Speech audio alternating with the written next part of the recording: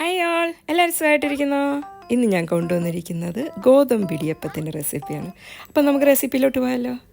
ആദ്യം ഞാനിവിടെ 1 കപ്പ് ഗോതമ്പ് പൊടിയാണ്. അത് ഞാൻ ചീനച്ചട്ടിയിലിട്ട് ഒരു ഹൈ ഫ്ലെയിമിൽ 2-3 മിനിറ്റ് ഫ്രൈ ചെയ്ത് കൊടുക്കാവുള്ളൂ.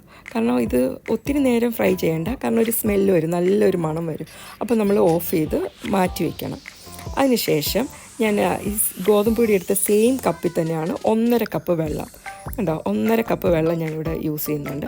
അത് എന്നിട്ട് നമുക്കൊരു സോസ് പാനിലെടുത്ത് തിളപ്പിക്കാൻ വെക്കണം. അതിൻ്റെ കൂട്ടത്തിൽ ഞാൻ കുറച്ച് ഉപ്പും കൂടെ ആഡ് ചെയ്യുന്നുണ്ട്. അതിനുശേഷം ഇത് നല്ലതായിട്ട് തിളച്ചതിന് ശേഷം മാത്രം നമുക്ക് ഇതിലേക്ക് ആഡ് ചെയ്യണം. പക്ഷേ ഞാൻ മൊത്തം ആഡ് ചെയ്യുന്നില്ല. ഞാൻ ഏകദേശം ആദ്യം കുറച്ച് വെള്ളം ആഡ് ചെയ്തിട്ട് നമ്മൾ മിക്സ് ചെയ്യുക. കാരണം നമുക്ക് ഈ ഗോതമ്പ് പൊടിയുടെ അനുസരിച്ച്, നമ്മുടെ കയ്യിലുള്ള ഗോതമ്പ് പൊടിയുടെ അനുസരിച്ചിരിക്കും നമ്മുടെ വെള്ളത്തിൻ്റെ അളവ്.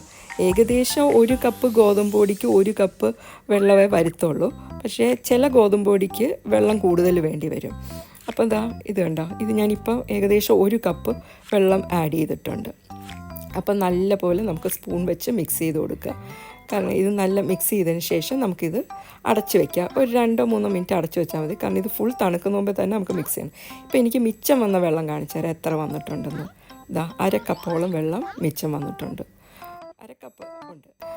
അതിന് ശേഷം ഞാനിത് മിക്സ് ചെയ്യാൻ പോവാണ്. കാരണം ഇത് ഏകദേശം ചൂട് മൊത്തത്തിൽ പോയിട്ടില്ല, ചെറിയ ചൂടുണ്ട്. അപ്പം ഞാൻ ഇച്ചിരി ഗീയും കൂടെ ഇട്ട് മിക്സ് ചെയ്യുവാണ്. നിങ്ങൾക്ക് കൈ പൊള്ളാൻ സൂക്ഷിക്കണം. കാരണം ഉണ്ടെങ്കിൽ ഇച്ചിരി വെള്ളം വെച്ച് കൈ ഒന്ന് നനച്ചിട്ട് പിന്നെ ഒന്ന് മിക്സ് ചെയ്താൽ മതി. പിന്നെ ഞാൻ ഇഡ്ഡലിത്തട്ടാണ് എടുത്തിരിക്കുന്നത്. ഇഡ്ഡലിത്തട്ടിൽ നമുക്ക് ഈ നെയ്യെല്ലാം തേച്ച് കൊടുത്തതിന് ശേഷം ഇതിലേക്ക് നമുക്ക് പീച്ചാം. ഇതിപ്പം ഞാൻ പീച്ചാൻ വേണ്ടി അച്ചെടുത്തിരിക്കുന്നത് ഇച്ചിരി വലിയ ഹോളുള്ള അച്ചാണ് കേട്ടോ. എനിക്ക് അതാണ് ടേസ്റ്റ് കൂടുതൽ, ഇച്ചിരി കൂടെ കട്ടിയായിട്ട് എനിക്ക് ഇഷ്ടം. അതുകൊണ്ടാണ് ഞാൻ അങ്ങനെ വലിയ ഹോളുള്ള എടുത്തത്. പിന്നെ നമ്മൾ നേരത്തെ ഞാൻ പറഞ്ഞ പോലെ എല്ലാം കൂടെ ഫില്ല് ചെയ്യരുത്. ഞാൻ മറ്റേ ഇടിയപ്പത്തിൻ്റെ റെസിപ്പിയിൽ ഞാൻ പറഞ്ഞായിരുന്നു, നമ്മൾ ഫില്ല് ചെയ്യുമ്പോൾ ഒത്തിരി അങ്ങ് അകത്ത് കുത്തി വെച്ച് ഫില്ല് ചെയ്യരുത്. കാരണം അല്ലെങ്കിൽ നമ്മൾ ചെയ്യുമ്പോൾ അത് തുറന്നു വരും. അതുകൊണ്ടാണ് കുറച്ച് സ്പേസ് ഇട്ടിട്ട് ഫില്ല് ചെയ്യാറ്. പിന്നെ നമ്മൾ ഓരോ ഇതിലും പീച്ചി കൊടുക്കുക. പിന്നെ ഇത് തണുക്കുന്ന മുമ്പേ തന്നെ ഇത് പീച്ചി എടുക്കണം കേട്ടോ. അല്ലെങ്കിൽ തണുത്ത് കഴിഞ്ഞാൽ പിന്നെ നമുക്ക് ഇച്ചിരി കട്ടിയാവും, കൈക്കൊക്കെ വേദന വരും. അതുകൊണ്ടാണ് നമ്മളിത് ഇളം ചൂടിൽ തന്നെ ഇതെല്ലാം പീച്ചെടുക്കുക. പിന്നെ ഇതിൻ്റെ ഇടയ്ക്ക് നമുക്ക് തേങ്ങാപ്പീരയൊക്കെ വെച്ച് കൊടുക്കുക. അത് നിങ്ങളുടെ ഇഷ്ടം എന്താണെന്നുള്ളത്. അത് കഴിഞ്ഞ് ഇത് നമ്മൾ നേരത്തെ ഇഡ്ഡലിയൊക്കെ വേവിക്കുന്ന പോലെ തന്നെ സ്റ്റീമറിൽ വെച്ചാണ് നമ്മളിത് വേവിച്ചെടുക്കുന്നത്. അപ്പോൾ ഇത് ഞാൻ സ്റ്റീമറിൽ വെക്കുകയാണ്. ശരിക്കും ഒരു 10 മിനിറ്റിൻ്റെ കാര്യമുള്ളൂ.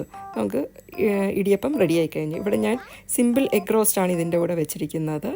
ഇതിൻ്റെ റെസിപ്പി ഞാൻ ഓൾറെഡി അപ്ലോഡ് ചെയ്തിട്ടുണ്ട്. ഞാൻ ഇത് ടാഗ് ചെയ്തേക്കാം. അപ്പോൾ എൻ്റെ റെസിപ്പി ഇഷ്ടപ്പെട്ടെങ്കിൽ പുതിയതായിട്ട് ആരെങ്കിലും കാണുകയാണെങ്കിൽ ഒന്ന് സബ്സ്ക്രൈബ് ചെയ്യാൻ മറക്കല്ലേ. Bye bye.